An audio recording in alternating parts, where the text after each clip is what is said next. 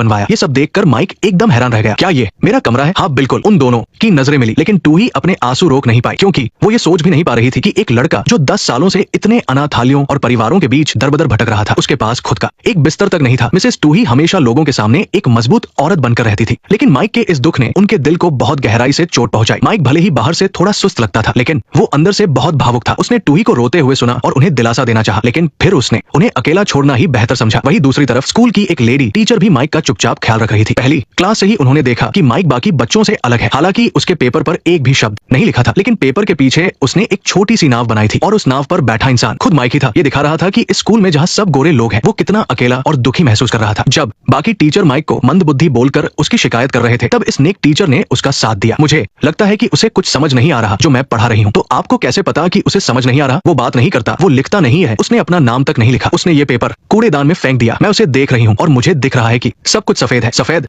दीवारें, सफेद डेस्क और ढेरों गोरे लोग। टीचर नहीं जानते कि मुझे बिल्कुल समझ नहीं आता कि वो क्या कह रहे हैं। मैं किसी की बात नहीं सुनना चाहता, खास तौर पर टीचर की। वो मुझे काम दे रहे हैं और उम्मीद कर रहे हैं कि मैं खुद अपनी समस्या सुलझाऊं। मैंने अपनी जिंदगी में कभी ऐसा काम नहीं किया। मैं वॉशरूम गया, मैंने शीशे में देखा और मैंने कहा कि ये मेरा काम नहीं है। भेदभाव एक ऐसी दीवार है जो दिखाई नहीं देती, लेकिन प्यार और समझदारी वो किरण है जो उसे भी पार कर जाती है। वो टीचर माइक के लिए एक उम्मीद की किरण बन गई थी। वो स्कूल के बाद अक्सर माइक को रोकती और बड़े ही प्यार से उसे अकेले पढ़ाती थी। माइक भी धीरे धीरे उनके सामने खुलने लगा और उसकी पढ़ाई के नंबर भी बेहतर होने लगे। इस टीचर को देखकर स्कूल के बाकी टीचर्स भी उनके साथ आ गए। माइक की इस नेक दिली से खुश होकर उन्होंने उसके प्रति अपना नजरिया बदला और उसमें नई उम्मीद जगाई। उस रात पूरा परिवार बाहर खाना खाने गया, ये जानकर कि मिस्टर शॉन के पास एक रेस्टोरेंट है। माइक को कोई हैरानी नहीं हुई, बल्कि उसने मिस्टर टूही की थोड़ी टांग खींची। माइक की अच्छाई का असर छोटे भाई एसजे पर भी पड़ रहा था और उसकी इसी अच्छाई की वजह से मिसेस टूही ने बाद में एक बहुत बड़ा फैसला लिया। जब वो लोग घर जाने के लिए निकले तो माइक को कोई जाना पहचाना इंसान नजर आया। वो तुरंत उसके पास गया और उसे कसकर गले लगा लिया। घर लौटते वक्त मिसेस टूही से रहा नहीं गया और उन्होंने पूछा कि जिस लड़के को तुमने गले